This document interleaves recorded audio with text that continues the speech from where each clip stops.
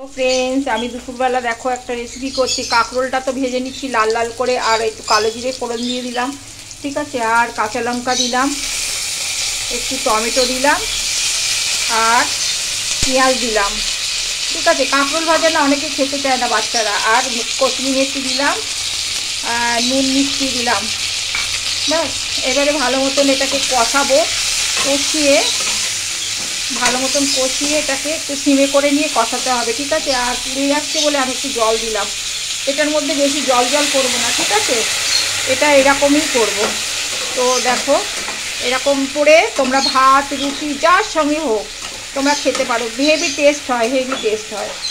তো যাই হোক, এটাই আমার আজকের রেসিপি। আর পরের রেসিপিতে আমি দেখাচ্ছি, আমি তো দেখিয়েছিলাম কি কি করব আজকে। তো আজকে এটাই হলো, আজকে এটা হয়ে গেলে পরে আমি এটাকে করব এরম, এটাই আমার আজকে। আর ভাত তো পাশে হয়েই গেছে দেখো।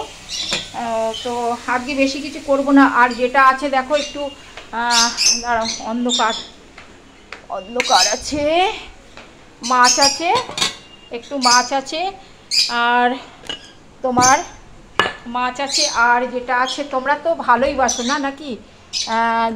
দাঁড়াও, আর একটুখানি আছে লেবু।